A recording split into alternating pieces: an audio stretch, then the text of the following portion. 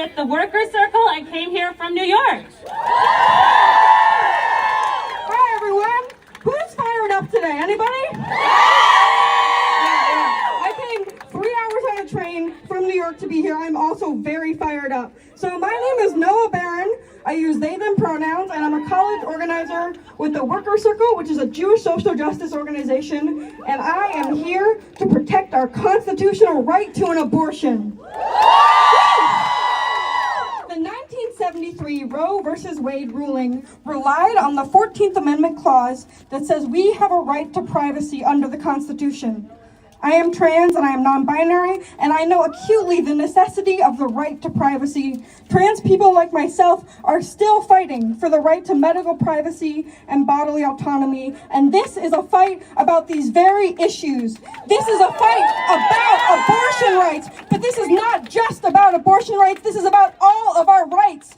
The leaked draft showed that the court used legal reasoning which could be extended and threaten other civil rights and human rights that are currently protected under the 14th Amendment. From marriage equality to racial equality to voting rights and trans rights, we must stop this regressive attack.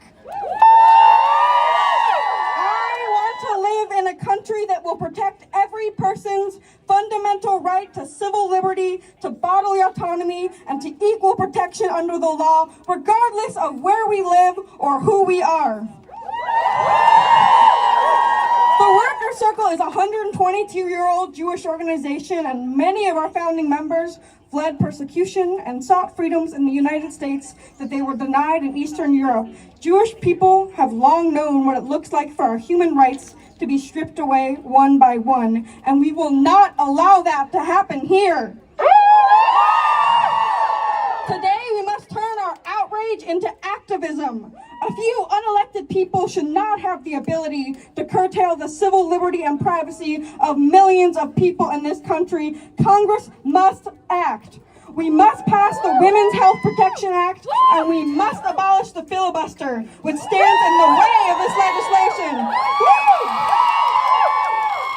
Anti-abortion politicians are so scared that this is going to mobilize voters. And you know what? We young people are sure as hell going to mobilize. We're going to fight voter suppression, and we're going to make sure every person has a voice in our government. We will take the power into our hands. We will secure abortion rights and safeguard all of our rights. Now is the time. We are the people. Quick chant. Are you guys good for that? Yeah? The people united will never be defeated. The people united will never be defeated. The people united will never be defeated. The people united will never be defeated. Woo! Thank you all.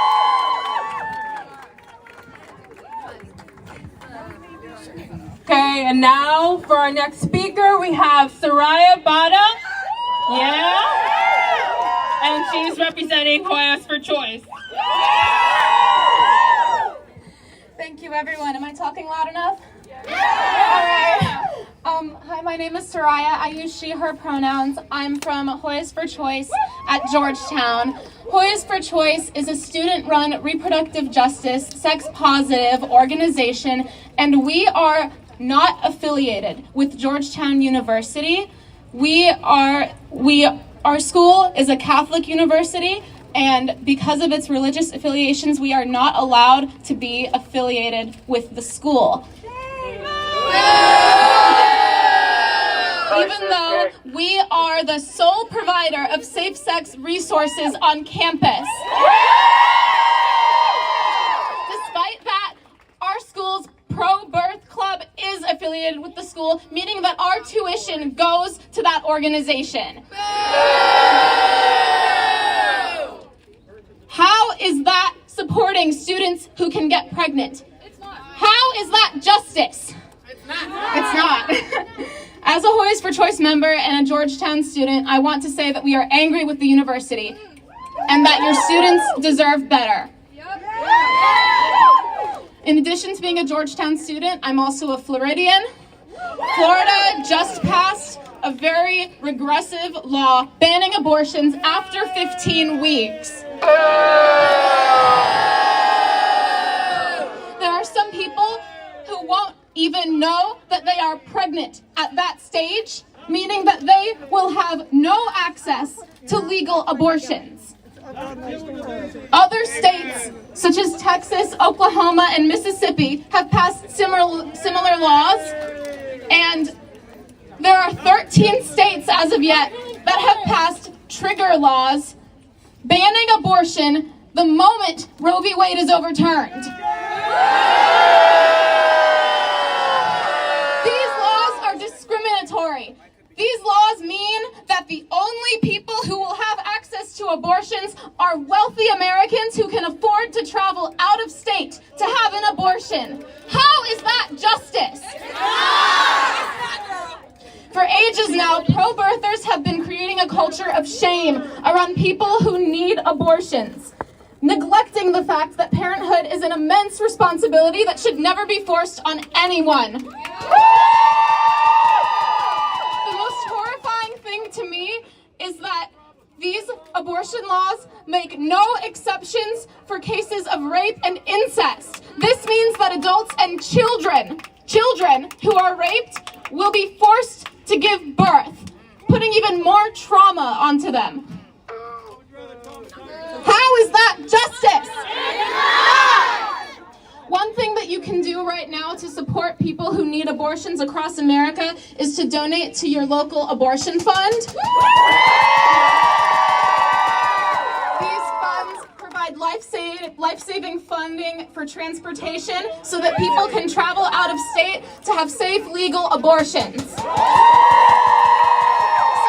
local community-based organizations is a wonderful way to contribute to reproductive rights, to the reproductive justice movement, and every dollar counts. My mother taught me from a young age that one of the most honorable things a person can do is fight for the causes that you believe in, and that to make a change, you have to make your voice heard. So today, we are going to scream. All right.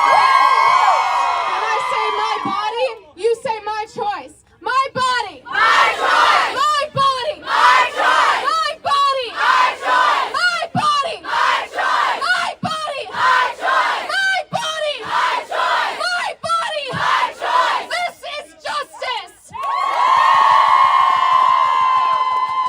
Thank you so much for coming here today and for the work that you all do. I know that as long as we keep faith and stay united, we will find justice. Thank you.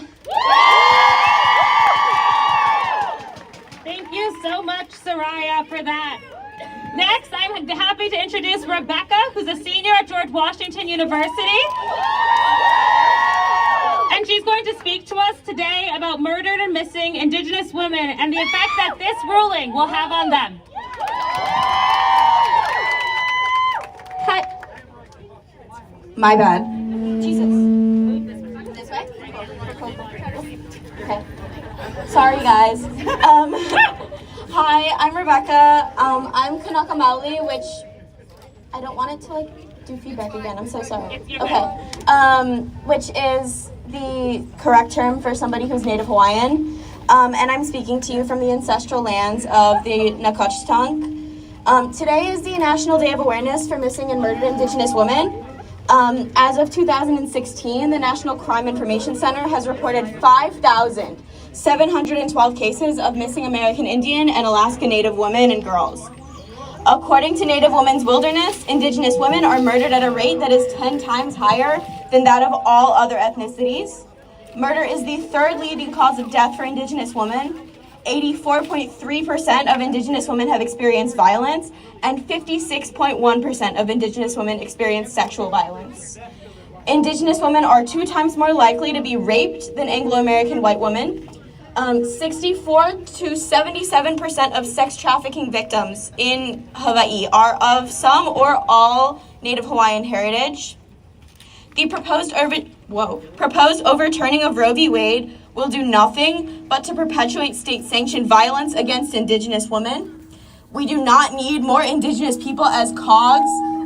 I don't want this to, I'm so sorry. As cogs in our destructive justice system. Okay. Thank you. You got it?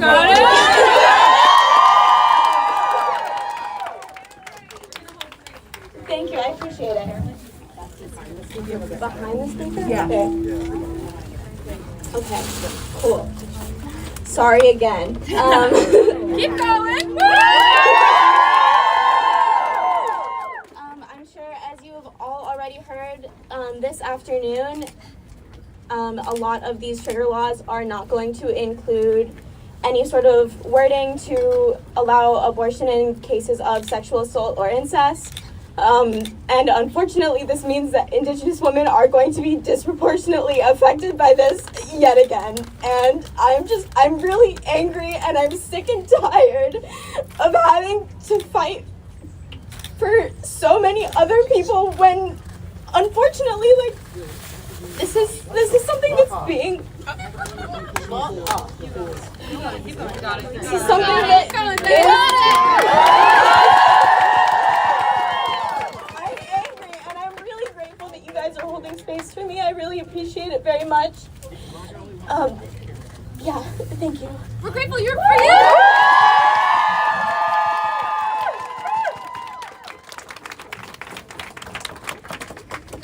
Okay,